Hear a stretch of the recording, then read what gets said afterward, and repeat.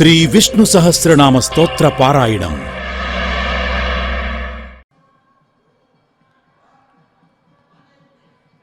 ఓం నమో వెంకటేశాయ. పరమపావనమైన శ్రీవారి దివ్య సాన్నిధ్యంలో మహిమాన్వితమైన శ్రీ విష్ణు సహస్రనామ స్తోత్ర పారాయణ కార్యక్రమాన్ని ఈ శుభ సాయంకాలంలో ఆచార్యుల వారితో కలిసి సంకల్పవాక్యాలను చదువుకుని శుభారంభం చేసుకుందాం. శ్రీ గురు ప్రార్థనా.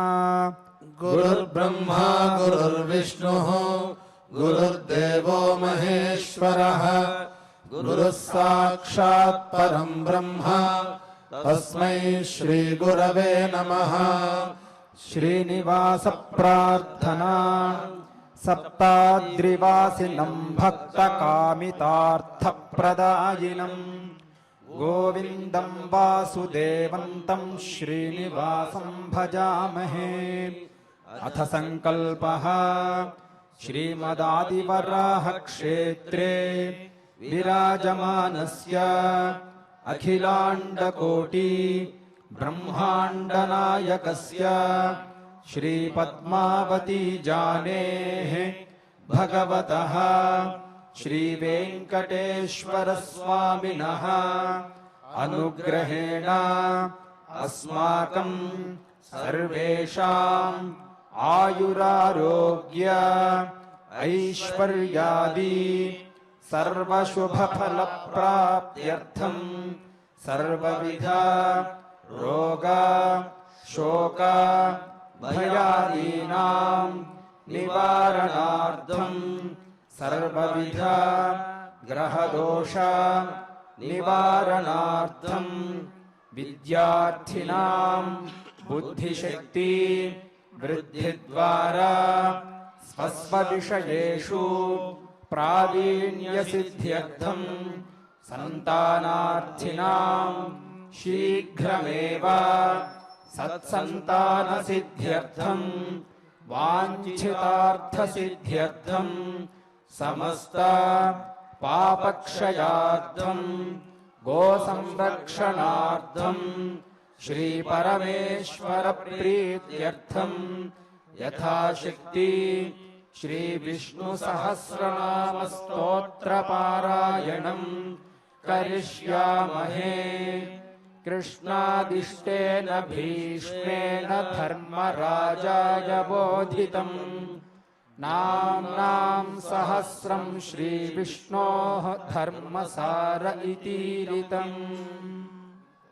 శ్రీ గురుభ్యో నమః. ఉపేంద్రో వామనః ప్రాంశుః అమోఘః శుచిరూర్జితః అతీంద్రః సంగ్రహः సర్గః ధృతాత్మా నియమో యమః అనే 17వ శ్లోకాన్ని పరిశీలించుకుంటూ ఉన్నాం.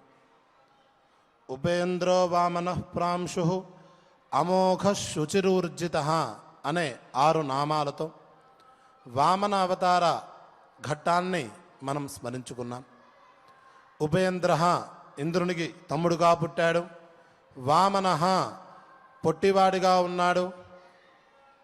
మరొక అర్థంలో ఉపనిషద్ అర్థం అయినట్లయితే మన మనస్సులో ఉండేటువంటి కల్మషాలను వామయతి కక్కించువాడు పోగొట్టువాడు కనుక ఆయనకి వామన అనే పేరు సార్థకం అనుకున్నాం. ప్రాంశు అవతార తన యొక్క విరాట్ స్వరూపాన్ని దర్శింపజేశాడు. అమోఘ వ్యర్థమైన పని ఆయన ఎప్పుడూ చేయడు. శుచి తాను పవిత్రుడుగా ఉంటూ తనను ఆశ్రయించిన వాళ్ళని పవిత్రులుగా చేస్తూ ఉంటాడు. ఊర్జిత అతి పరాక్రమశాలి అని చెప్పుకున్నాం. ఉపేంద్ర అనే పదంతో ప్రారంభమైన ఆ అవతార విశేషం అతీంద్ర అనే పై నామంతో పూర్తవబోతున్నది. రెండవ వాక్యంలో అతీంద్ర సంగ్రహ సర్గ ధృతాత్మ నియమ యమ అనే 5 పేర్లు కనిపిస్తున్నాయి. అతీంద్ర ఇంద్రుడి కన్నా గొప్పవాడు. సంగ్రహ అన్నిటినీ సంగ్రహించువాడు. సర్గ సృష్టి చేయువాడు. ధృతాత్మ జీవులను ధరించి ఉన్నవాడు. నియమ వ్యవస్థ చేయువాడు. యమ ఉపసంహరణకర్త అని సాధారణమైన అర్థాలు. ఇంద్రునికి తమ్ముడిగా పుట్టినప్పటికీ కూడా ఆ పరమాత్మ అతీంద్ర, ఇంద్రుని కన్నా గొప్పవాడు అని. ఇంద్రుని కన్నా గొప్పవాడు అని చెప్పడానికి ఇంద్రుడెవరు అని ఒక చిన్న ఆలోచన అయితే చేయవలసి ఉంది. వేదంలో ఒక చోట కశ్చనాస్మిన్ వా ఇదమింద్రియం ప్రత్యస్థాదితి తదింద్రస్యేంద్రత్వం అని కనిపిస్తున్నది. సందర్భం యొక్క సంక్షేపం ఇలా ఉంటుంది. ఒకానొక సందర్భంలో దేవతలు, మహర్షులు, సిద్ధులు, ఉత్తమ మనుష్యులు, ఉత్తమ రాక్షసులు అందరూ కలిసి మా అందరికీ నాయకుడు ఎవరైతే బాగుండు అని ఆలోచన చేశారు. అందరూ తలొక ప్రతిపాదన చేశారు. ఆ ప్రతిపాదనలో అన్నిటికన్నా ఎక్కువ శాతం ఓట్లు ఇంద్రుడు అనే ఒక జీవికి పడింది. ఎందుకు ఆయనకి ఎందుకు ఎన్నుకున్నారు అన్నట్లయితే, లోకంలో అందరికీ కూడా ఒక స్పెషల్ సబ్జెక్ట్ ఉంటుంది. ఆ సబ్జెక్ట్లో వాళ్ళు ఎక్స్పర్ట్గా ఉంటూ ఉంటారు, పరిజ్ఞానం కలిగిన వాళ్ళు ఉంటారు. ఇంద్రుడు అనే జీవి అన్ని విషయాలను తెలిసినవాడు. తెలుసుకోవడం అంటే సాధారణంగా కాదు, ఎక్స్పర్ట్ లాగా తెలుసుకుని ఉన్నాడు. ఆయా అంశాలను తెలుసుకున్నటువంటి సాధకుల కన్నా, జీవుల కన్నా సర్వజ్ఞుడైనటువంటి ఇంద్రుడు అన్ని విషయాల్లో వాళ్ళకన్నా మెరుగ్గా ఉన్నాడు. మా సబ్జెక్ట్లో ఇతనికి ప్రవేశం మాత్రమే ఉంది, ఇతను పండితుడు కాడు అని అనటానికి ఎవరికీ సాధ్యపడడం లేదు. ప్రతి ఒక్కరూ కూడా మనస్ఫూర్తిగా ఈ విషయంలో ఇంద్రుడికి పరిజ్ఞానం ఉన్నది అని అందరూ ఒప్పుకుంటున్నారు. అందుకనే అందరూ కలిసి ఈయన మాకు అధిపతిగా ఉంటే బాగుండు అని అనుకున్నారు. అందరి చేత మెచ్చుకోదగిన వాడు కనుక ఆయనకు ఉండేటువంటి ఆ ఆధిపత్యం, ఇంద్రత్వం ఆయనకు సిద్ధించింది. అటువంటి గొప్పవాడు అంటే ప్రపంచంలో అందరితో సమానమైన వాడు. ప్రపంచమంతా ఒక ఎత్తు, ఆయన ఒక్కడు ఒక ఎత్తు. ప్రతి విషయంలోనూ ఆయన పరిజ్ఞానం ఉంది. మనం ఒకరోజు చెప్పుకున్నాం, ఈ కృషి క్షేత్రం ఎట్లా చేయాలి, పంట పొలాలు ఎలా దున్నాలి అన్నట్లయితే అది కూడా ఇంద్రుడే వ్యవస్థ చేశాడు. అలాగే ఈ నాగలి యొక్క ప్రయోగం ఎట్లా చేయాలి, అలాగే ఈ కాలువ నిర్మాణం ఎట్లా చేయాలి అనే విషయాలన్నీ కూడా ఇంద్రుడే చెప్పినట్లుగా వేదంలో కనిపిస్తున్నది. ఆ ప్రయోగాలు మొదటగా ఇంద్రుడే చేసినట్లుగా కనిపిస్తున్నది. అలాగే బ్రహ్మోపదేశం చేయవలసి వచ్చినప్పుడు బ్రహ్మంత పరిజ్ఞానం మరొకటి లేడు. ఎవరైనా సాధకులు తపస్సులు చేస్తూ ఉంటే వాళ్ళు ఖచ్చితంగా ఆ ఇంద్రియ నిగ్రహాన్ని సంపాదించి నిష్కల్మషంగా ఉన్నారా లేదా అనే పరిశీలించే బాధ్యత కూడా ఆ ఎక్స్పర్ట్ కనుక ఇంద్రుడికే ఉన్నది. అలాగే వానలు కురిపించే అధికారం ఇంద్రుడికే ఉన్నది. ఇలా సమస్తమైన అలాగే లోకాలను పాలించేటువంటి దిక్పాలకులకు కూడా ఆయన అధినాయకుడు. అలాగే మనకు వరాలను ఇచ్చేటువంటి, ప్రాణాలను ఇచ్చేటువంటి దేవతలకు కూడా దిశానిర్దేశం చేసేటువంటి సామర్థ్యం కలిగిన వాడు. ఇలా చెప్పుకుంటూ పోతే ఆ వేదమంత్రం విస్తారంగా చెప్పుకుంటూ వచ్చింది. అందరూ కూడా మాకున్న స్పెషలైజేషన్ ఈ ఇంద్రుడు అనే వ్యక్తిలో ఉంది. పైపెచ్చు ఆ విషయంలో అతను ఎక్స్పర్ట్గా కూడా ఉన్నాడు. కనుక ఇతను మాకు అధికారిగా ఉంటే మాకేమి ఇబ్బంది లేదు అని ఏకమత్యంగా ఒప్పుకున్నారు. అటువంటి వాడు ఇంద్రుడు.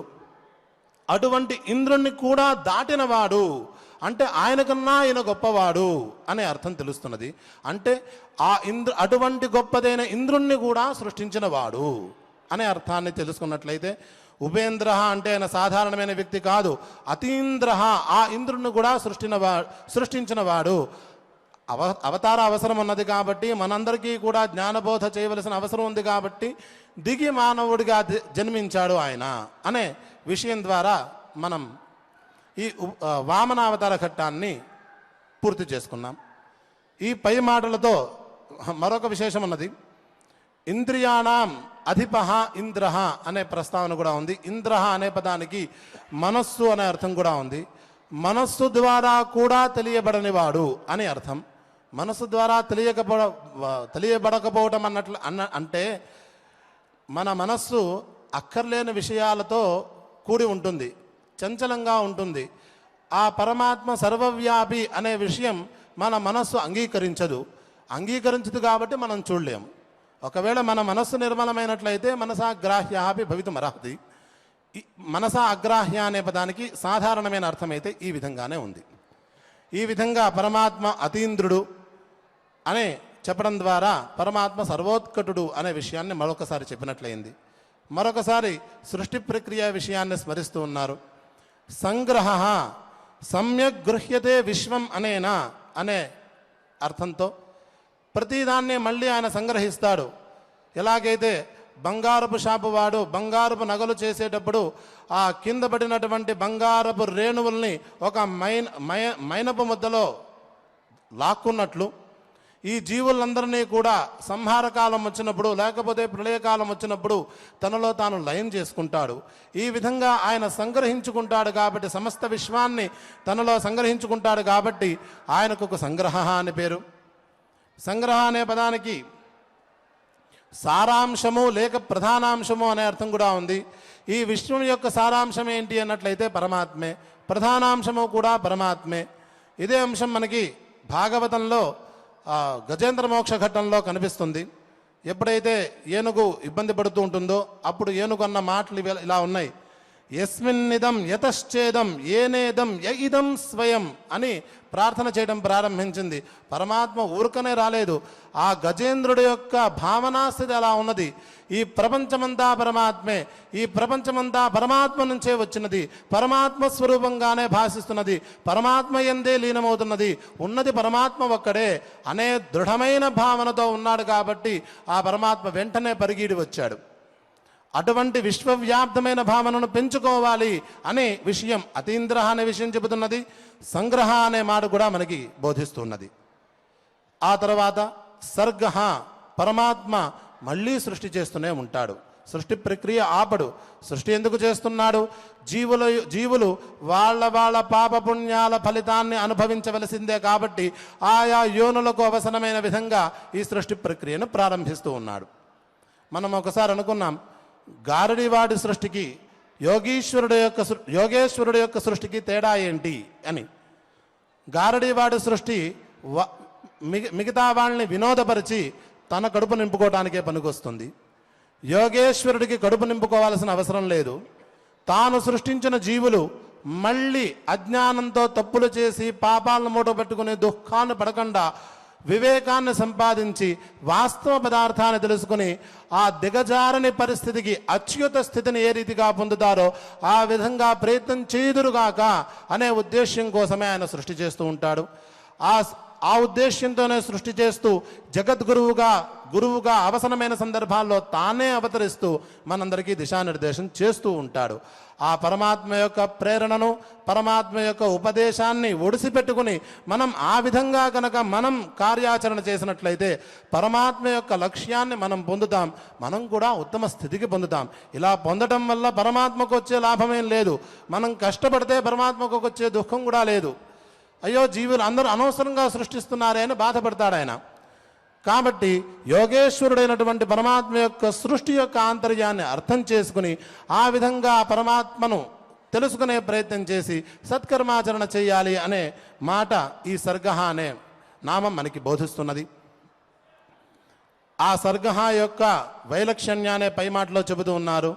ధృతాత్మ, పరమాత్మే అన్ని స్వరూపాలను ధరించి ఉన్నాడు. విష్ణు అనే పదానికి అదే అర్థం చెప్పుకున్నాం. అలాగే క్షేత్రజ్ఞోక్షర అనే మాట దగ్గర ఇదే మాట చెప్పుకున్నాం. మొన్న పునర్వసు అనే మాట దగ్గర కూడా ఇదే మాట చెప్పుకున్నాం. పరమాత్మే ఈ ప్రపంచంలో ఉండేటువంటి జీవులందరుగా ప్రకాశిస్తూ ఉన్నాడు. పరమాత్మే అంతర్యామిగా ప్రకాశిస్తూ ఉన్నాడు. ధృతాః ఆత్మానః జీవాత్మానః ఏన అనే అర్థం చెప్పుకోవచ్చు. ఇలా ఆ నామాల కన్నా ఈ నామంలో ఉన్న మరింత వైశిష్ట్యం ఏమిటి అంటే పరమాత్మ సర్వాంతర్యామిగా ఉన్నప్పటికీ కూడా తన యొక్క స్వస్వరూపాన్ని ఎప్పుడూ జారవిడుచుకోవట్లేదు. ఎలాగైతే మనం జారవిడుచుకుంటున్నామో అంటే శరీరాదుల యొక్క సుఖ దుఃఖాలని నా సుఖ దుఃఖాలను భ్రమపడుతూ ఉన్నామో అలా పరమాత్మ అంతర్యామైన పరమాత్మ ఈ శరీరపు సుఖ దుఃఖాలు తనవి అని భ్రమపడటం లేదు. తన యొక్క స్వస్వరూపం నిర్వికల్పక స్థితి ఏదైతే ఉన్నదో దాన్ని ఆ విధంగానే ధరిస్తూ ఉన్నాడు. కాబట్టి ధృత ఆత్మ స్వస్వరూప నిర్వికల్పక స్థితి ఏన సహా ధృతాత్మ అని కూడా చెప్పుకోవచ్చు. పరమాత్మ మనని కూడా ఈ వాక్యం ద్వారా ఈ ఉపదేశం చేస్తూ ఉన్నాడు. ఈ శరీరాదుల యొక్క సుఖ దుఃఖాలను నావి అనే భ్రమలో మీరు ఉండకండి. సుఖ దుఃఖాలు ఎవరివి, అవి ఎక్కడి నుంచి వచ్చాయి, ఎవరు అనుభవిస్తూ ఉన్నారు, ఎక్కడ ఉంటూ ఉన్నాయి, ఇవన్నీ తెలుసుకోండి. అలాగే నేను అనే పదం ద్వారా పిలువబడే పదార్థం ఏది, అది మీరు మీ మనస్సుతో చర్చించి మీరు నిర్ణయం తీసుకోండి. ఇంతవరకు వినే ఉన్నారు కదా అని పరమాత్మ ఈ ధృతాత్మ అనే నామం ద్వారా మనల్ని ఆదేశిస్తూ ఉన్నాడు. ఆ తర్వాత పరమాత్మ అంతతో వదలలేదు. నియామయతి, ఆయా వ్యక్తులను ఆయా చోటుల్లో నియమిస్తూ ఉంటాడు అని. నిన్న కూడా ఈ మాటను ఒకసారి అనుకున్నాం. ప్రతి జీవి కూడా తన యొక్క పాపపుణ్యాలకు ఫలితంగా ఆయా యోనిలో పుడుతూ ఉంటాడు. పుణ్యం అధికంగా ఉన్నట్లయితే సత్వగుణ ప్రాధాన్యం ఎక్కువగా కలిగినటువంటి దేవతా యోనులు పొందుతాడు. తమో గుణ ప్రాధాన్యం ఉన్నట్లయితే రాక్షస జన్మలు పొందుతాడు. సాధారణ స్థాయి కన్నా తక్కువ స్థాయిలో ఉంటే మానుష జన్మలు పొందుతాడు. కేవలం మరింత తక్కువగా ఉన్నట్లయితే పశుపక్ష్యాది జన్మలు పొందుతాడు అని చెప్పుకున్నాం. వీళ్ళందరూ ఏ ఏ స్థానాల్లో ఉండాలి అని కూడా పరమాత్మ నిర్ణయించాడు. ఆ విధంగా ఉండటానికే పరమాత్మ ఒక వ్యవస్థ చేశాడు. కొన్ని లోకాలను కింద 7 పైన 7 14 లోకాలను సృష్టించాడు. వాళ్ళ యొక్క పుణ్యాలను బట్టి వాళ్ళకు అర్హతను బట్టి వాళ్ళు ఆయా స్థానాల్లో ఉండాలి. అనధికారులు కనుక వచ్చినట్లయితే అది వ్యవస్థకు భంగం కలుగుతుంది అని పరమాత్మ అభిప్రాయపడుతూనే ఉన్నాడు. ఆ స్థానాన్ని అర్హత సంపాదించి పొందాలి అని పరమాత్మ చెప్పాడు. అంటే ఏం లేదు, పరమాత్మ ఉపాసన ద్వారా పుణ్యాన్ని సంపాదించి ఆ పుణ్య ప్రభావంతో మనం రుజుప్రవర్తనతో గొప్ప గొప్ప స్థానాల్ని పొందాలి అని పరమాత్మ నిన్న అభిప్రాయపడ్డాడు. అందుకనే బలిచక్రవర్తిని పాతాళానికి పంపించాడు అని చెప్పుకున్నాం. అంతవరకే నియమం చేయట్లేదు, పంచభూతాలను కూడా ఆయన నియమిస్తున్నాడు. ఒకచోట పంచభూతాలకు కూడా పరస్పర వైషమ్యం ఉంది అని చెబుతారు. భూమి నీరుని లాగేస్తుంది, నీటిని తేజస్సు ఆర్పేస్తుంది, ఆవిరి చేస్తుంది, లేక ఆ తేజస్సును నిప్పు ఆర్పేస్తుంది. ఈ మూడిటిని కూడా వాయువు కొట్టిపారేస్తుంది, తోసేస్తుంది. అంటే మరొకటి ఉండకుండా చేస్తూ ఉంటుంది. వాటి యొక్క స్వభావం అట్లా ఉంటుంది. కానీ పరమాత్మ వాటినన్నిటినీ కూడా వాళ్ళ పనులలో అలాగే నియోగింపజేస్తూ ఉంటాడు. పరమాత్మకు భయపడి ఒకదానితో ద్వేషాన్ని పెంచుకోకుండా కలిసి పనిచేస్తూ ఉంటాయి అని ఒకచోట కనిపిస్తున్నది. మరొక చోట భీషాస్మాద్వాతః పవతే భీషోదేతి సూర్య భీషాస్మాదగ్నిశ్చేంద్రశ్చ మృత్యుర్ధావతి పంచమ ఇది అని మనకి ఉపనిషత్తులో కనిపిస్తుంది. ఎవరికి భయపడి వాయువు వీస్తున్నదో అతను పరమాత్మ అని పిలువబడతాడు. అంటే పరమాత్మకు భయపడే ఈ గాలి వీస్తున్నది, పరమాత్మకు భయపడే ఈ సూర్యుడు సకాలంలో ఉదయాస్తమానాలను నిర్వహిస్తున్నాడు. అంటే అతని గమనాన్ని అతను చేకూరుస్తున్నాడు. సూర్యుడి యొక్క గమనం వల్ల వచ్చే ఉపయోగాలు ఎన్నున్నాయో మనకి తెలుసు, సాధారణంగా లేవవి. అలాగే అగ్ని, ఇంద్రుడు వీళ్ళందరూ కూడా దేవతా స్వరూపాలు. పైపెచ్చు మృత్యువు అనేవాడు ఉన్నాడు కూడా, ఆ మృత్యువు కూడా పరమాత్మకు భయపడే వ్యవహరిస్తూ ఉన్నాడు. అతను ఆలస్యం చేయకుండా, లేకపోతే అతనికి ఇచ్ఛాద్వేషాలు ఏమీ లేవు, పరమాత్మ ఆదేశాన్ని అనుసరించి పరమాత్మకు భయపడి ఆ మృత్యువు కూడా తన యొక్క పనులను తాను చేస్తూ ఉంటాడు. ఈ విధంగా పంచభూతాలను, సమస్త దేవతలను, మహర్షులను, జీవులను నియమించువాడు కనుక ఆయనకు నియామకుడు అని పేరు. పరమాత్మ కూడా మనల్ని స్వే కర్మణ్యభిరత సంసిద్ధిం లభతే నరః అనే ఉపదేశం చేశాడు. ఇటువంటి ఉపదేశాలు 4-5 భగవద్గీతలో చేశాడు. ప్రతి మనిషి కూడా, ప్రతి జీవి కూడా తాను ఎక్కడ పుట్టాడో పరమాత్మ యొక్క అనుగ్రహంతో, తల్లిదండ్రుల యొక్క అనుగ్రహంతో ఏ ధర్మంలో పుట్టాడో ఆ ధర్మాన్ని అనుసరించి ఆ సంప్రదాయకర్తలైన వాళ్ళు విధించిన విధానాన్ని బట్టి వైదిక మార్గంలో పరమాత్మను ఉపాసన చేసినట్లయితే వాళ్ళు పరమాత్మ యొక్క పరిపూర్ణ అనుగ్రహాన్ని పొందుతారు. ఇది కాక ఏదో ఒక కారణంతో అర్థం కాక, వేదం ఎప్పుడూ స్పష్టంగానే ఉంది, అది అర్థం కాక వాటిని అతి తెలివితేటలతో ద్వేషించి లేనిపోని మాటలు మాట్లాడి వేరొక చోటికి వెళ్ళి అక్కడేదో దొరుకుతుందని ఆయాసపడితే అక్కడేమీ దొరకదు. పైపెచ్చు పాపాన్ని మూటగట్టుకుంటారు. ఆ పాపపు ఫలితంగా మరింత దుఃఖాన్ని అనుభవిస్తారు. కాబట్టి స్వధర్మే నిధనం శ్రేయాన్ స్వధర్మోన్ విగుణ, ఈ మాటలు చాలాసార్లు పరమాత్మ మనకి బోధించాడు. ఈ మాట కూడా పరమాత్మ చెబుతున్నాడు. నియమ, పరమాత్మ ఎక్కడైతే మనను అనుగ్రహించాడో అక్కడ తల్లిదండ్రుల యొక్క అనుగ్రహంతో సంప్రదాయకర్తల యొక్క అనుగ్రహంతో ఏ విధమైన వైదిక ఆచారం మనకి వచ్చిందో ఆ విధంగా మనం పరమాత్మను ఉపాసన చేసి పరమాత్మ యొక్క కారుణ్యాన్ని పొందాలి, మన యొక్క కోరికలను తీర్చుకోవాలి తప్ప వృథా మార్గాల్ని ఎప్పటికీ ఎంచుకోరాదు, అది పాపహేతువు అని గట్టిగా బోధిస్తూ ఉన్నాడు. తర్వాత యమః, పరమాత్మే సకల స్వరూపుడు. భూతకృత్ అనే వ్యవహారం వచ్చినప్పుడు పరమాత్మే రజోగుణాన్ని ఆశ్రయించి చతుర్ముఖ బ్రహ్మగా మారి సృష్టి చేస్తూ ఉన్నాడు. ఆ పరమాత్మే తమో గుణాన్ని ఆశ్రయించి రుద్రమూర్తిగా తాను సృష్టించినటువంటి ఈ సృష్టిని ఉపసంహరిస్తూ ఉన్నాడు అని చెప్పుకున్నాం. అదే మాట యమః, యమయతి అంటే ఈ శరీరంలో ఈ ప్రాణము ఇంతకాలం ఉండాలి అని పరమాత్మ చేసిన ఒక నిర్ణయాన్ని అమలుపరుచువాడు అని అర్థం. ఆ పని చేయవాడు యముడు అని మనం అనుకుంటాం, ఆ యముడు కూడా పరమాత్మ స్వరూపుడే అని యమః అనే మాట మనకి బోధిస్తున్నది. ఇంకొక రకమైన ఆలోచన చేసినట్లయితే యమ నియమః వ్యతిరేకంగా మనం అంటే కింద నుంచి పైకి వెళ్ళినట్లయితే యమ నియమః అని నామాల వరుస వస్తుంది. యోగంలో అష్టాంగ యోగాలనే ఉన్నాయి, యమ నియమాసన ప్రాణాయామ ప్రత్యాహార ధారణ ధ్యాన సమాధులు అని. దాంట్లో మొదటిది యోగం. అవే అహింస, అస్తేయ, బ్రహ్మచర్య, అపరిగ్రహ అని పిలుస్తారు 4. వీటికి సార్వభౌమ మహావ్రతం అని పేరు. ఇది ఖచ్చితంగా మానవుడన్నవాడు ఆచరించి తీరవలసిందే. దీనికి జాతి కానీ దేశం కానీ కాలం కానీ సంబంధం లేదు. ప్రతి జీవి ప్రతి క్షణం ఆచరిస్తూ ఉండాలి. అహింస మనందరికీ తెలిసిందే. అస్తేయం, దొంగతనం చేయకుండా ఉండటం, అంటే మానసిక దొంగతనం కావచ్చు, బాహ్యమైన దొంగతనం కావచ్చు. అస్తేయం. బ్రహ్మచర్యం. తర్వాత అపరిగ్రహ, ఎదుటివాడికి ఇష్టం లేకుండా వాడి సొత్తుని పరిగ్రహించడం. ఈ విధమైన అంటే ఎదుటివాడిని ఇబ్బంది పట్టే పనులు చేయడం, ఇవన్నీ కూడా చేయకుండా ఉండటం నేను సంక్షేపంగా చెప్పాను. ఇటువంటి యమాన్ని ఖచ్చితంగా మానవులు పాటించాలి అని పరమాత్మ బోధిస్తున్నాడు అని అభిప్రాయపడవచ్చు. నియమ అనే పదానికి పై విషయం శోచ సంతోష తపస్వాధ్యాయ ఈశ్వర ప్రణిధానాలు అని చెప్పబడుతూ ఉంటాయి.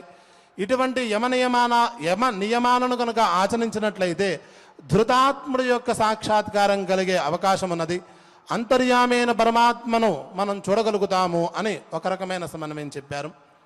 ఈ విధంగా ఉపేంద్ర, వామన, ప్రాంశు, అమోఘ, శుచి, ఊర్జిత, అతీంద్ర, సంగ్రహ, సర్గ, ధృతాత్మ, నియమ, యమ అనే 12 నామాలతో ఉన్నటువంటి ఈ శ్లోకాన్ని పరిశీలించుకున్నాం. పై శ్లోకం వేద్యో వైద్య సదా యోగి వీరః మాధవో మధుః అతీంద్రియో మహామాయో మహోత్సాహో మహాబలః. వేద్యః, వైద్యః, సదా యోగి, వీరః, మాధవః, మధుః అనేవి 6 నామాలు మొదటి వాక్యంలో కనిపిస్తున్నాయి. ఇది కూడా పరమాత్మ యొక్క విరాట్ స్వరూపాన్ని తెలుపుతూ ఉన్నాయి. వేద్య తెలుసుకోదగినవాడు, వైద్య ఆయనే వేత్త, సదాయోగి స్పష్టమే, వీర రాక్షసులను సంహరించువాడు, మాధవ లక్ష్మీ అమ్మవారికి భర్త, మధు అమృత స్వరూపుడు. వేద్య తెలియదగినవాడు, ముముక్షువుల చేత ఏ విధంగా తెలియదగినవాడు అన్నట్లయితే మనం వాసుదేవ సర్వం పరమాత్మ సర్వాంతర్యామి, అన్ని పదార్థముల యందు ఉండువాడు, ప్రకాశించువాడు అన్నట్లుగా తెలుసుకోవాలి. ఏ విధంగా ప్రహ్లాదుడు దర్శించాడో, ఏ విధంగా నిన్న చెప్పుకున్న బలిచక్రవర్తి దర్శించాడో ఆ విధంగా రాక్షసులే దర్శించారు. ఇంకా సాత్వికులైన సాధకుల సంగతి చెప్పవలసిందే ఉంది. ఈ విశేషించి వాళ్ళు ఎట్లా దర్శిస్తారు అన్నట్లయితే ఋగ్వేదంలో సరస్వతీ సూక్తం అనే ఒక భాగంలో ఒక మంత్రం ఉన్నది. ఆ మంత్రము ద్వారా ఆ మంత్రం యొక్క సంక్షేపార్థం ఈ విధంగా ఉందని చెప్తారు పెద్దలు. మనం ఇంద్రియము చేత కూడా రూపరసాదులను చూస్తూ ఉంటాం. అక్కడ చూడబడేదే పరమాత్మ. వాటికి మనం రూపరసాదులు అని పేరు పెట్టుకుంటున్నాం. ఈ విధమైన భావన మనం దృఢంగా మన మనస్సుకు అబ్బినట్లయితే జరిగేది ఆ సర్వయోగ పరమాత్మ యొక్క సాక్షాత్కారమే అని. సర్వయోగ వినిస్తృత అని ఒకటి అనుకున్నాం కదా, అంటే సర్వాంతర్యామి పరమాత్మ, అంతటా వ్యాపించున్నవాడు పరమాత్మ, పరమాత్మ తప్ప లోకంలో మరొక పదార్థం లేదు, ప్రతిదీ కూడా పరమాత్మ యొక్క గుణవైభవ స్వరూపమే అనే భావన మనం దృఢంగా ఉన్నట్లయితే కనిపించేటువంటి అంటే రూపరసాదులు కూడా పరమాత్మగా సాక్షాత్కరిస్తాయి. ఆ స్థితికి ముముక్షులు వెళ్ళాలి అని అక్కడ మంత్రార్థం చెబుతున్నది అంటారు. లేకపోతే మనకి సమస్త ప్రమాణములు వేదము ఏ విధంగా అపౌరుషేయమో మనం చెప్పుకున్నాం. పరమాత్మ ఏ విధంగా అవ్యక్తమే పరమాత్మ నుంచి ఎలాగైతే శ్రీమన్ మహావిష్ణు స్వరూపం ఆవిర్భవించిందో ఆ విధంగా పరమాత్మ నుంచే వేదములు ఆవిర్భవించాయి. కాబట్టి శ్రీమన్ మహావిష్ణువుకి అలాగే వేదములకి తేడా లేదు. రెండు అపౌరుషేయములే కనుకలే, రెండు పరమ పవిత్రములే, రెండు పరమ ప్రమాణములే. మరో విశేషం ఏమిటంటే ఈ వేదముల చేత తెలియబడేవాడు ఈ సకార శ్రీమన్ మహావిష్ణువు, అలాగే నిర్వికార పరబ్రహ్మ అని మనం చెప్పుకున్నాం. ఈ విధంగా ఆ పరమ ప్రమాణభూతములైన పరమ పవిత్రభూతములైన వేదముల ద్వారా తెలియబడేవాడు కనుక ఆయనకు వేద్య అనే పేరు సార్థకమవుతుంది. కేవలం వేదముల చేత మాత్రమే కాదు, ఆ వేదములకు సహకారులుగా లేకపోతే ఆ వేదముల ద్వారా వచ్చినటువంటి సమస్త వాంగ్మయముల ద్వారా శాస్త్రములు ఇతిహాస పురాణముల ద్వారా తెలియబడేవాడు ఆ పరమాత్మ, సర్వవ్యాపీ పరమాత్మ కనుక ఆయన వేద్య అని పిలువబడతాడు. ఆ తర్వాత వైద్య అనే నామం ఉన్నది. వైద్య అనే పదానికి లోకంలో డాక్టర్ అనే అర్థం ఉంది. ప్రస్తుతానికి ఆ అర్థం ఇక్కడ ఉపయుక్తం కాదు. సంస్కృత వ్యాకరణం ప్రకారం వైద్య అనే పదానికి ఇక్కడ వేత్త తెలుసుకున్నవాడు అని అర్థం. వైద్య అనే పదానికి కూడా అదే అర్థం వస్తుంది. తదధీతే తద్వేద అనే ఒక సూత్రం ఉంది, వ్యాకరణ సూత్రం. తదధీతే తద్వేద అని. ఆ సూత్ర ప్రకారం వైద్య అనే స్వరూపం ఏర్పడుతుంది. డాక్టర్ అనే అర్థం కూడా దీని ద్వారా వస్తుంది. వైద్యాన్ని తెలిసినవాడు అంటే వైద్య శాస్త్రాన్ని తెలుసుకున్నవాడు కనుక అతనికి వైద్యుడు అని పేరు. వైద్య అనే పదానికి సిసలైన అర్థం వేత్త, తెలుసుకున్నవాడు అని అర్థం. డాక్టర్ అన్న అదే అర్థం కదా. ఆ చికిత్సా శాస్త్రం తెలిసిన వాడు అంటే చదువుకున్నవాడు, చదువు కలవాడు. ఇక్కడ వైద్య అనే పదానికి వేత్త అనే అర్థమే స్వారస్యకమైన అర్థం. వేద్యము పరమాత్మే, వేత్త కూడా పరమాత్మే. అంటే తెలుసుకోదగినవాడు పరమాత్మే, అక్కడ తెలుసుకున్నవాడు కూడా పరమాత్మే. దీన్ని బట్టి మనం ఒకసారి చెప్పుకున్నటువంటి త్రిపుటి అనే ఒక విధానం మళ్ళీ గుర్తుకొస్తున్నది. అంటే వేద్యుడికి వేత్తకు ఉండే మధ్యలో సంబంధం వేదన రూప సంబంధం. అంటే తెలుసుకొనుట, తెలియదగినది ఒకటి ఉన్నది, తెలుసుకునేవాడు ఒకడున్నాడు, వాళ్ళ మధ్యలో ఉండేది తెలుసుకొనుట అనే క్రియ. ఈ విధంగా వేదన, వేద్య, వేత్త స్వరూపమైన త్రిపుటి స్వరూపంతో ప్రకాశించువాడు అనే అర్థం మనకి స్పష్టంగా తెలుస్తుంది. ఇదే విషయం మనం వేదవిద్ అనే అర్థంలో చెప్పుకున్నాం. మొదటిసారి వేదవిద్ అని వచ్చినప్పుడు సమస్తమైన వేదములను తెలుసుకున్నవాడు ఆ వేదార్థవేత్త అని మనం చెప్పుకున్నాం.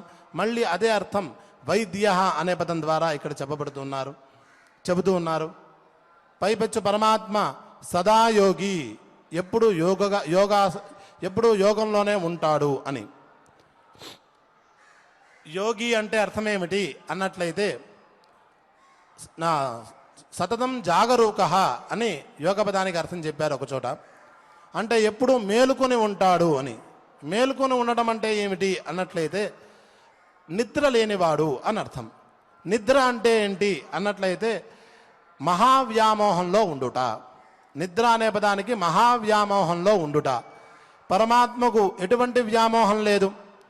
యోగి అన్నవాడు ఆ వ్యామోహం నుంచి బయటపడే ప్రయత్నం చేస్తాడు కనుక అతనికి నిర్నిద్ర అని పేరు. అంటే వ్యామోహంలో లేనివాడు అని. వ్యామోహంలో లేడు అంటే నిద్రలో లేనివాడు అంటే జాగరూకంగా ఉండేవాడు అని. ఎవరైతే వ్యామోహంలో లేరో వాళ్ళు ఏ విధంగా ఉంటారు? స్వస్వరూపంతో ఉంటారు. తన యొక్క నిర్వికారమైన స్వరూపం ఏదైతే ఉంటుందో దాంట్లోనే ప్రకాశిస్తారు. కాబట్టి సదాయోగి అన్న పదానికి అర్థం ఏమిటంటే ఎప్పుడూ స్వస్వరూపంతో ప్రకాశించేవాడు, నిర్వికల్పకంగా ప్రకాశించేవాడు అని అర్థం చెప్పుకోవచ్చు. కనుకనే ఆయన వీరహ. వీరాన్ దుష్టాన్ రాక్షసాన్ హంతి ఇది వీరః అని. కేవలం రాక్షసును సంహరించుట అనే అర్థం ఇక్కడ వరుసకు సరిపోదు. అటువంటి సాధనకు ప్రయత్నం చేస్తున్నటువంటి, ఆ సాధనకు ఉపక్రమించబోతున్న మనబోటి వాళ్ళకు అందరికీ కూడా ప్రతిబంధకంగా ఉండేటువంటి దుష్ట భావనను సంహరించువాడు. మన యొక్క దుష్ట భావనలను సంహరించువాడు. ఎవరి యొక్క నామస్మరణ చేసినట్లయితే, ఎవరి యొక్క స్తోత్ర పఠన చేసినట్లయితే, ఎవరి మంగళమూర్తిని దర్శించినట్లయితే, ఏ మంగళమూర్తిని మనం మనసులో దృఢంగా నిలుపుకుంటున్నట్లయితే, ఎవరి యొక్క తత్వాన్ని మనం తెలుసుకుంటూ ఉన్నట్లయితే, తెలుసుకున్న తత్వాన్ని అనుసంధానం చేసుకున్నట్లయితే మన చుట్టూ మన యొక్క పాపములు పోతూ ఉంటాయో అటువంటి వాడు వీరః. ఆయన ఏం చేస్తాడు? మనకుండేటువంటి శత్రువులందరినీ, దుష్టభావనలు అయితే మానసికమైనవి, బాహ్యమైన శత్రువులను కూడా నశింపజేయువాడు కనుక ఆయన వీరః అని పిలువబడతాడు. కాబట్టే ఆయన మాధవః. మాధవః అనే పదానికి మాయాహ లక్ష్మ్యాహ ధవః పతి, లక్ష్మీ అమ్మవారికి భర్త అనేది సాధారణమైన అర్థం. లక్ష్మీ అమ్మవారి యొక్క స్వరూపం ఏంటో మనం కూడా చెప్పుకున్నాం. రుచ సామానయ జోగుంషి సాహిశ్రీ అమృతా సదాం అని. అమ్మవారు అంటే వేదములే, ఆ వేదములకు స్వామి, అధిపతి. అదే చెబుతున్నారు ఇక్కడ. మా విద్యా చ హరేః ప్రోక్త తస్యా స్వామి ధవస్మృతః అని. అంటే వేదవేద్యుడు, వేదములకు ప్రభువు, వేదములను ఆధారంగా చేసుకుని పరిపాలన చేయువాడు అనే అర్థాలను ఇక్కడ మనం అనుసంధానం చేసుకోవచ్చు. ఆ వేదార్థాన్ని కనుక తెలుసుకున్నట్లయితే, వేదములు చెప్పినటువంటి విధంగా కర్మోపాసన అంటే ద్రవ్యయజ్ఞము, జపయజ్ఞము, తర్వాత జ్ఞానయజ్ఞాన్ని కనుక వరుసపెట్టి పరిపక్వ స్థితి పొందుతూ కనుక చేసినట్లయితే మనం పొందే స్థానమేది అన్నట్లయితే మధుహు. మధు అనే పదానికి తీయనైనది అని అర్థం వస్తున్నది. తీయనైన వాడు అనే అర్థం. అంటే అమృత స్వరూపుడు అని. పరమాత్మ జ్ఞానస్వరూపుడు అన్నట్లయితే ప్రజ్ఞానం ఆనందం బ్రహ్మ అనే బృహదారణ్యకోపనిషత్తులో వాక్యాన్ని అనుసంధానం చేసుకోవచ్చు. లేదు ఆయన మధుస్వరూపుడు, మధు విద్య అని అనుకున్నట్లయితే ఛాందోగ్యోపనిషత్తులో మనం అసౌవా ఆదిత్య దేవ మధు అనే మంత్రంతో ప్రారంభమయ్యే ఈ ఛాందోగ్యోపనిషత్తులో ప్రతిపాదింపబడే మధు విద్యాస్వరూపుడు అంటే అమృతస్వరూపుడు అని చెప్పుకోవచ్చు. ఈ విధంగా మనం ఆ సదాయోగాన్ని అంటే ఆ వేదము చేత తెలియబడే వాణ్ణి మనం తెలుసుకుని, అంటే త్రిపుటీ స్వరూపుడైన పరమాత్మను తెలుసుకుని ఆ వ్యామోహ దశ నుంచి బయటికి వచ్చి ఆ మధు విద్య ద్వారా పరమాత్మను కనుక ఉపాసన చేసినట్లయితే, అంటే ఆనంద స్వరూపుడుగా పరమాత్మను మనం ఉపాసన చేసినట్లయితే మనకు మిగిలేది ఆ పరమాత్మ యొక్క స్వస్వరూపమైన ఆ ఆనంద స్వరూపమే అని ఈ వాక్యం మనకి చెబుతున్నది. ఇటువంటి గొప్పదైన 6 నామాలను మనం పరిశీలించుకున్నాం. మనం పరిశీలించుకున్నటువంటి ఈ 2 శ్లోకాలను ఆచార్యుల వారు మనకు ఉచ్చారణ సౌకర్యం కోసం నేర్పిస్తారు. మనం కూడా వారు పలుకగా జాగ్రత్తగా మారు పలుకుదాం. ఓం నమో వెంకటేశాయ. ఉపేంద్రో వామనః ప్రాంశుః ఉపేంద్రో వామనః ప్రాంశుః అమోఘః శుచిరూర్జితః అమోఘః శుచిరూర్జితః అతీంద్రః సంగ్రహः సర్గో అతీంద్రః సంగ్రహः సర్గో ధృతాత్మా నియమో యమః ధృతాత్మా నియమో యమః వేద్యో వైద్యః సదా యోగి వేద్యో వైద్యః సదా యోగి వీరః మాధవో మధుః వీరః మాధవో మధుః అతీంద్రియో మహామాయో అతీంద్రియో మహామాయో మహోత్సాహో మహాబలః మహోత్సాహో మహాబలః. ఇక భక్తి శ్రద్ధలతో ఈ విష్ణు సహస్రనామ స్తోత్ర పారాయణ కార్యక్రమాన్ని ఆచార్యుల వారితో కలిసి వారిని అనుసరిస్తూ మనం ప్రారంభించుకుందాం. అస్య శ్రీ విష్ణో దివ్య సహస్రనామ స్తోత్ర మహామంత్రస్య శ్రీ వేదవ్యాసో భగవాన్ ఋషిః అనుష్టుప్ ఛందః శ్రీ మహావిష్ణుః పరమాత్మా శ్రీమన్నారాయణో దేవతా అమృతాంశోద్భవో భానురితి బీజం దేవకీ నందన స్రష్టేతి శక్తిః उद्भवः क्षोभनो देव इति परमो मन्त्रः शङ्खभृन्नन्दकी चक्रीति कीलकम् शार्ङ्गधन्वा गदाधर इत्यस्त्रम् रथाङ्गपाणिरक्षोभ्य इति नेत्रम् त्रिसामासामगः सामेति कवचम् आनन्दम् परब्रह्मेति योनिः ऋतुः सुदर्शनः काल इति दिग्बन्धः श्रीविश्वरूप इति ध्यानम् श्रीमहाविष्णुप्रीत्यर्थे सहस्रनामस्तोत्रपारायणे विनियोगः ध्यानम् शान्ताकारम् भुजगशयनम् पद्मनाभम् सुरेशम् विश्वाधारम् गगनसदृशम् मेघवर्णम् शुभाङ्गम् लक्ष्मीकान्तम् कमलनयनम् योगिहृद्यानगम्यम् वन्दे विष्णुम् भवभयहरम् सर्वलोकैकनाथम् विश्वम् विष्णुर्वषट्कारो भूतभव्यभवत्प्रभो भूतकृद्भूतभृद्भावो भूतात्मा भूतभावनः भूतात्मा परमात्मा च मुक्तानां परमागतिः अव्ययः पुरुषः साक्षी क्षेत्रज्ञोऽक्षर एव च योगो योगविदां नेता प्रधानपुरुषेश्वरः नारसिंहवपुः श्रीमान् केशवः पुरुषोत्तमः सर्वः सर्वः शिवस्थाणुर्भूतादिर्निधिरव्ययः सम्भवो भावनो भर्ता प्रभवः प्रभुरीश्वरः स्वयंभूः शम्भुरादित्यः पुष्कराक्षो महास्वरः अनादिनिधनो धाता विधाता धातुरुत्तमः अप्रमेयो हृषीकेशः पद्मनाभो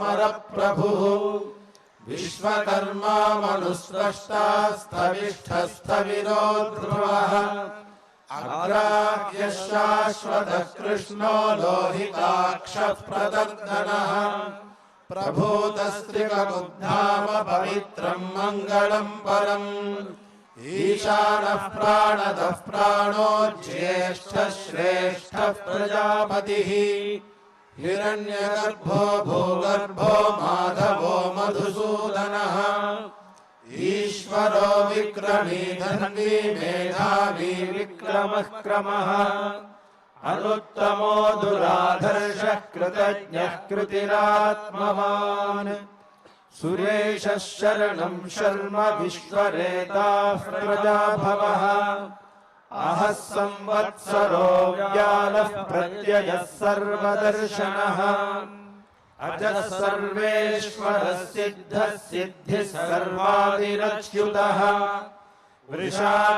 वृषाकपिनमेयात्मा सर्वयोगविनिःसृतः वसुर्वसुमनः सत्यः समात्मा संहितः समः अमोघः पुण्डरीकाक्षो वृषकर्मा वृषाकृतिः रुद्रो बहुशिरा बभ्रुर्विश्वयोनिः शुचिश्रवाः अमृतः शाश्वतस्थाणुर्वरारोहो महातपाः सर्वगः सर्वविद्वानुर्विश्वक्सेनो जनार्दनः वेदो वेदविदव्यङ्गो वेदाङ्गो वेदवित्कविः लोकाध्यक्षः सुराध्यक्षो धर्माध्यक्षः कृताकृतः चतुरात्मा चतुर्व्योहश्चतुर्दंष्ट्रश्चतुर्भुजः भ्राजिष्णुः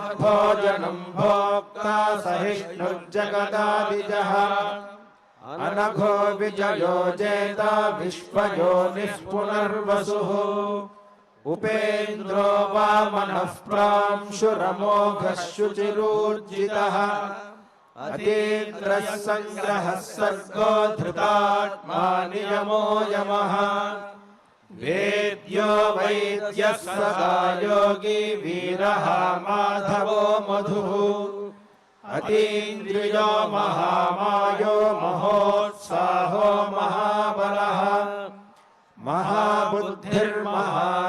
महावीर्यो महाशक्तिर्महाद्युतिः अनिर्देश्य वपुश्रीमानमेयात्मा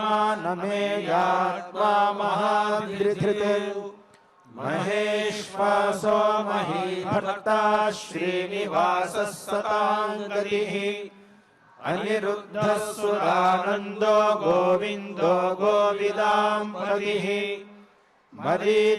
मरीचिर्गमनोहंसः सुपर्णो भुजगोत्तमः हिरण्यनाभः सुतपाः पद्मनाभः प्रजापतिः अमृत्यः सर्वदृक्सिंहः सन्धाता सन्धिमान् स्थिरः अजो दुर्मर्शनः शास्ता विश्रुतात्मा सुरारिः गुरुर्गुरुतमो धामः सत्यः सत्यपराक्रमः निमिषो निमिषस्रग्वी वाचस्पतिरुदारधीः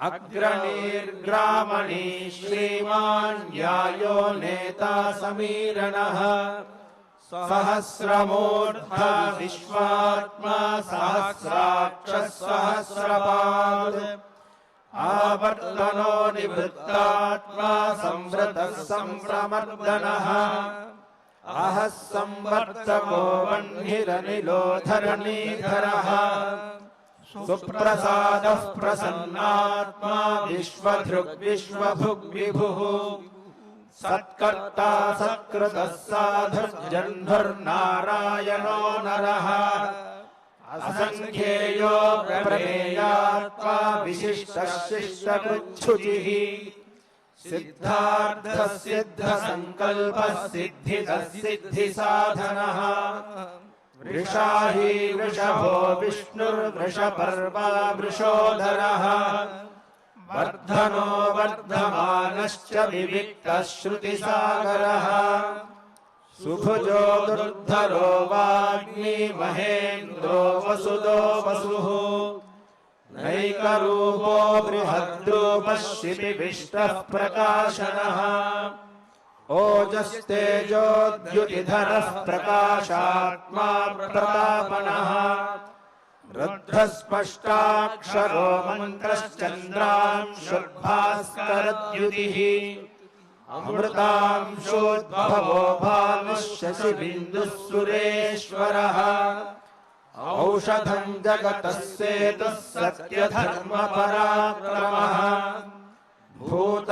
भूतभव्यभवन्नाथः पवनः पावनो नलः कामः कामकृत्कान्तः कामः कामप्रदः प्रभुः युगादिकृद्युगावर्तो नैकमायो महाशनः अदृश्यो व्यक्तरूपश्च सहस्रजिदनन्तजित् इष्टो विशिष्टः शिष्टेष्टः शिखण्डी नहुषो वृषः क्रोधः क्रोधकृत्कर्ता विश्वबाहुर्महीधरः अच्युतः प्रथितः प्राणः प्राणदो वासवानुजः अपान्निधिरधिष्ठानमप्रमत्तः प्रतिष्ठितः स्कन्दः स्कन्दधरो धुर्यो वरदो वायुवाहनः वासुदेवो बृहद्भानुरादिदेवः पुरन्दरः अशोकस्तारणस्तारः शूरः शौरिर्जनेश्वरः अनुकूलश्च तावर्तः पद्मी पद्मनिभेक्षणः पद्मनाभो रविन्दाक्षः पद्मगर्भः शरीरभृत् महर्षिर्वृद्धो वृद्धात्मा महाक्षो गरुडध्वजः अतुलशरभो भीमः समयज्ञो हविर्हरिः सर्वलक्षणलक्षण्यो लक्ष्मीवान् समितिञ्जयः वृक्षरो रोहितो मार्गो हेतुर्दामोदरसः महीधरो महाभागो वेगवानमिताशनः उद्भवः क्षोभनो देवः श्रीगर्भः परमेश्वरः करणं कारणं कर्ता विकर्ता गहनो गुहः व्यवसायो व्यवस्थानः संस्थानस्थानदो ध्रुवः परर्थिः परमस्पष्टस्तुष्टः पुष्टः शुभेक्षणः रामो विरामो विरजो मार्गो नेयो नयो नयः वीरः शक्तिमतां श्रेष्ठो धर्मो धर्मविदुत्तमः वैकुण्ठः पुरुषः प्राणः प्राणदः प्रणवः पृथुः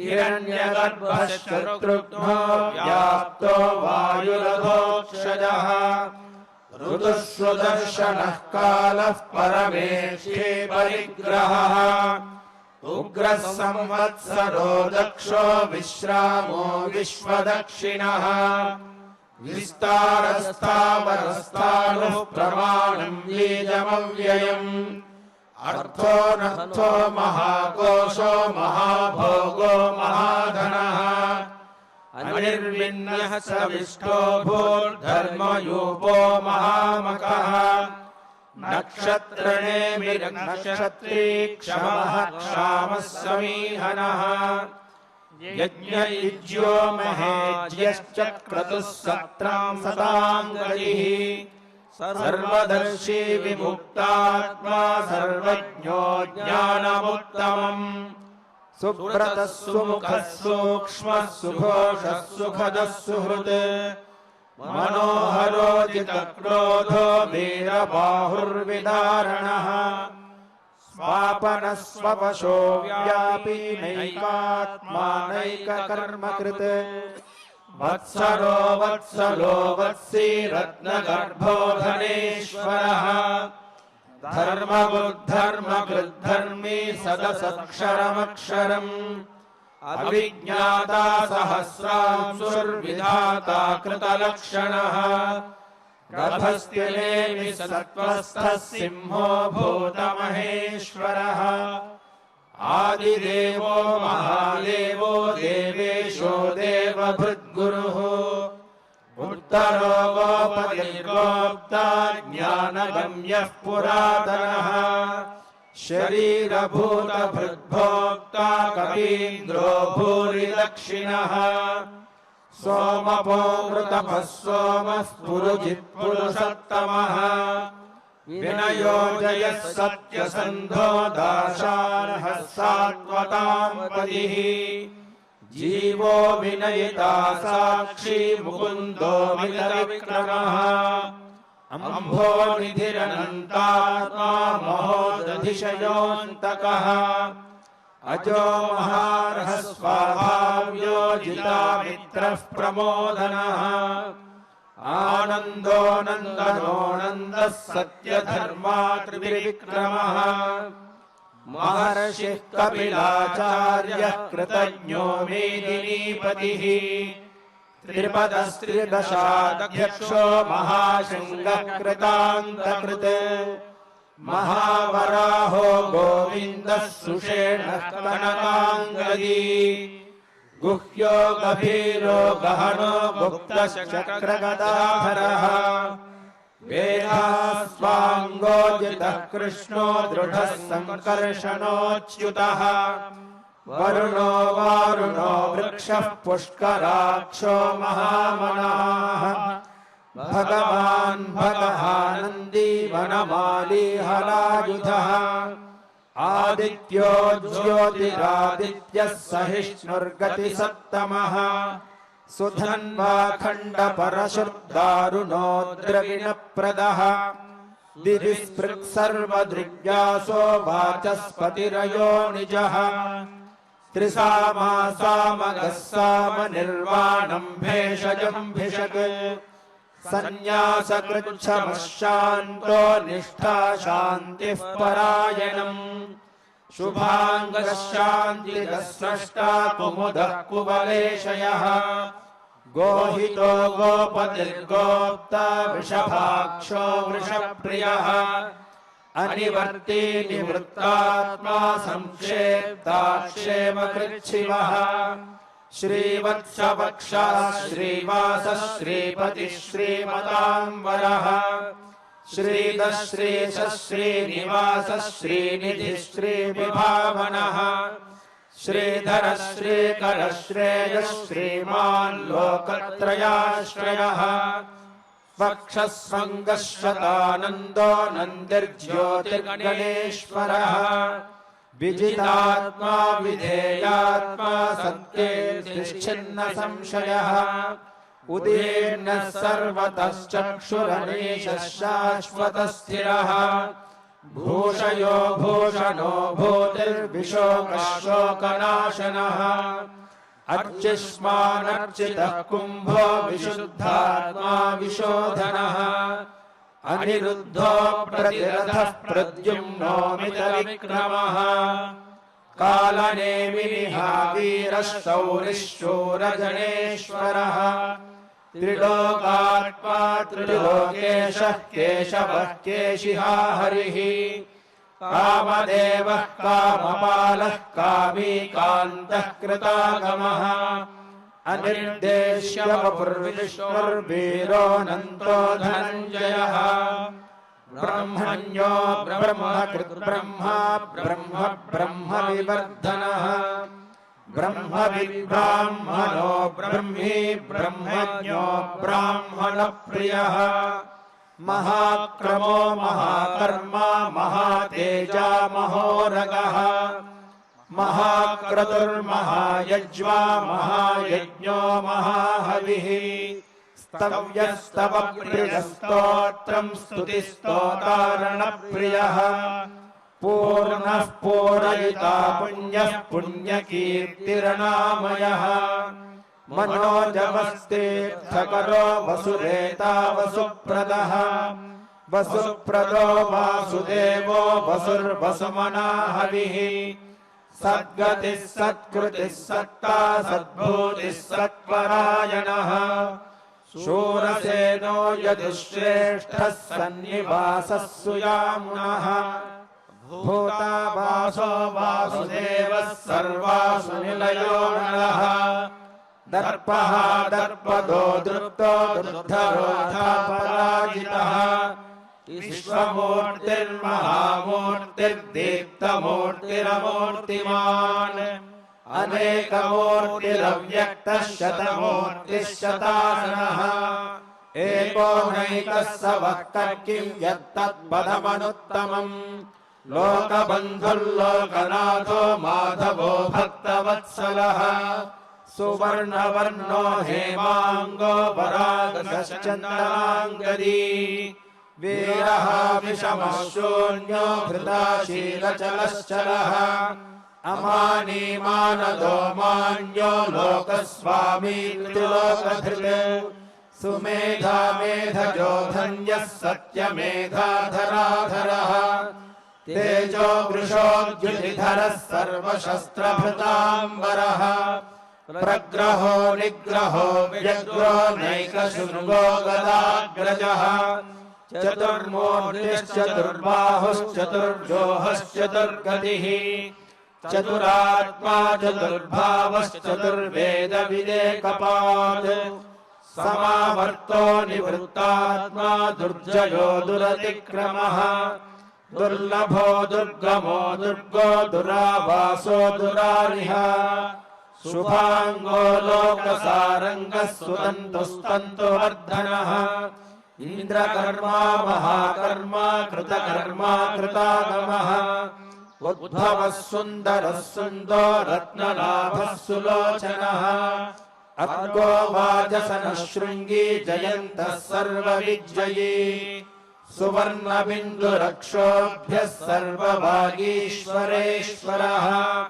महाक्रदो महाकर्तो महाभूतो महानिधिः कुमुदः कुन्दरः कुन्दः पर्जन्यः पावनो निलः अमृतांशोऽमृतवपुः सर्वज्ञः सर्वतोमुखः सुलभः सुव्रतः सिद्धः शत्रुजिच्छत्रुतापनः न्यक्रोधो दुम्बरोऽश्वत्थश्चाणूरान्ध्रनिषूदनः सहस्रार्चिः सप्तजिह्वः सप्तैधाः सप्तवाहनः अमूर्तिरनघोचिन्त्यो भयकृद्भयनाशनः अनुर्बृहत्कृशस्थूलो गुणभिर्निर्गुणो महान् अधृतस्वधृतस्वास्थ्यः प्राग्वंशो वंशवर्धनः भारभिर्गथितो योगी योगीशः सर्वकामदः आश्रमश्रवणः क्षामः सुपर्णो वायुवाहनः धनुर्धरो धनुर्वेदो दण्डो दमयिता दमः अपराजितः सर्वसहो नियन्ता नियमो यमः सत्यवान् सात्विकः सत्यः सत्यधर्मपरायणः अभिप्रायः प्रियार्होर्हः प्रियकृत्प्रीतिवर्धनः विहायसगतिर्ज्योतिः सुरुचिर्हुतभुग्विभुः रविर्विरोचनः सूर्यः सविता रविलोचनः अनन्तो हुतभुग्भोक्ता सुखदो नैकदोऽग्रजः अनिर्विण्णः सदा वर्षी लोकाधिष्ठानमद्भुतः सनातनतमः कपिलः कपिलव्ययः स्वस्ति स्वस्ति कृत्स्वस्ति स्वस्ति भुक् स्वस्ति दक्षिणः अरौद्रः कुण्डली चक्री विक्रम्योर्जितशासनः शब्दादिगः शब्दसः शिशिरः शर्वरीकरः अक्रूरः पेशलो दक्षो दक्षिणः क्षमिणाम्बरः विद्वत्तमो वेदभयः पुण्यश्रवणकीर्तनः उत्तारणो दुष्कृतिः पुण्यो दुःस्वप्ननाशनः वीरः रक्षणः सन्तो जीवनं पर्यवस्थितः अनन्तरूपो नन्दश्रीर्जितमन्युर्भयापहः चतुरश्रो गभीरात्मा विदिशो व्यादिशो दिशः अनादिर्भूर्भुवो लक्ष्मीः सुवीरो रुचिराङ्गदः जननो जनजन्मादिर्भीमो भीमपराक्रमः आधारनिलयो धाता पुष्पहासः प्रजागरः ऊर्ध्वगः सत्पथाचारः प्राणदः प्रणवः पणः प्रमाणं प्राणनिलयः प्राणभृत् प्राणजीवनः तत्त्वं तत्त्वविदेकात्मा जन्म मृत्युजरादिगः भूर्भुवः स्वस्तरुस्तारः सविता प्रपितामहः यज्ञो यज्ञपतिर्यज्वा यज्ञाङ्गो यज्ञवाहनः यज्ञभृद्यज्ञकृद्यज्ञी यज्ञभुग्यज्ञसाधनः यज्ञान्तकृद्यज्ञगुह्यमन्नमन्नाद एव च आत्मयोनिः स्वयं जातो वैखानः सामगायनः देवकीनन्दनः स्रष्टा क्षितीशः पापनाशनः शङ्खभिर्नन्दकी चक्रीशार्ङ्गधन्वा गदाधरः तथाङ्गपाणिरक्षोभ्यः सर्वप्रहरणायुधः